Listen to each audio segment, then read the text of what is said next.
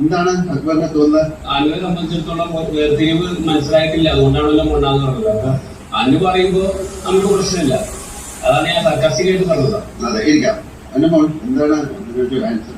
അത് ഇവിടെ ഡിസൈൻ എന്തെങ്കിലും ഇഷ്യൂ വന്നാൽ എല്ലായിടത്തും ചേട്ടന്മാർക്കും ഇവർക്ക് എല്ലാവരും സംസാരിക്കും. ഇവരാരും മൈൻഡ് ചെയ്തില്ല, ഡിസൈനെ സപ്പോർട്ട് ചെയ്യും. എല്ലാവരും ഇപ്പൊ എന്താണ് വിട്ടേക്ക് അങ്ങനെയാണ് ഇങ്ങനെയെന്നൊക്കെ. പിന്നെ ഇപ്പൊ നമ്മുടെ ഭാഗത്തൊരു ഇഷ്യൂ ബോയ് ഫ്രണ്ട്സ് ആണ് ഫ്രണ്ട്സ് ആണ്, കാരണം എല്ലാവരും ഡിസൈനിന്റെ കൂടെ തന്നെയാണ്. ഇപ്പോ അനുവിനോടൊപ്പം സംസാരിക്കുകയും അല്ലെങ്കിൽ അനു പറയുന്നത് ശരിയാണെന്ന് പറയുകയും അനുവിനൊപ്പം ഗെയിം കളിക്കുമ്പോൾ അനുവിനോട് ഒരുമിച്ച് ഗെയിം കളിക്കുകയും ചെയ്താൽ അനു നല്ലത്. അനു തെറ്റുകൾ പറയുമ്പോ അല്ലെങ്കിൽ അനുവിനെതിരെ സംസാരിക്കുമ്പോ അനു നമ്മളെ തോന്നിയതുപോലെ അനു പറഞ്ഞുണ്ടാക്കും.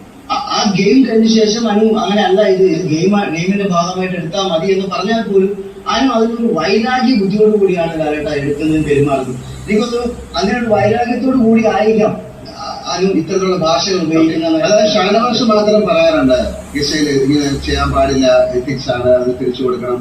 ഇപ്പൊ ഇങ്ങനെ ഒരു കമന്റ് പറഞ്ഞാൽ എന്താ തോന്നുന്നത് ഷാനവാസിന്?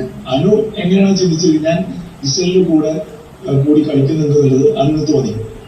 ഫസ്റ്റ് ടൈം എനിക്ക് തോന്നി, പക്ഷെ ഇപ്പൊ കുറച്ച് നാളായിട്ടില്ല. തിരിച്ച് ജിസേലിന് എന്നെ കുറിച്ച് കമന്റ് ആണ്, ഞാൻ അനുവിന്റെ കൂടി ഞാൻ അറ്റാക്ക് ചെയ്യുന്നുള്ളതാണ് ലാലേട്ട ജിസേലിന്റെ പരിപാടി. എന്താണ് അക്ബർ എന്തോ ലാലേട്ട, നമുക്ക് ഇവിടെ ജിസൈലിനോട് കൂടുതൽ ഇഷ്ടമൊന്നുമില്ല. പിന്നെ ഓരോരുത്തരുടെ ക്യാരക്ടർ വരുമ്പോ നമ്മൾ ഓട്ടോമാറ്റിക്കലി ഒരു ക്യാരക്ടർ ക്വാളിറ്റി വരുമ്പോ നമ്മള് ഒരു ചെറിയ അടുപ്പം ഉണ്ടാവും, അത്രയുള്ളൂ.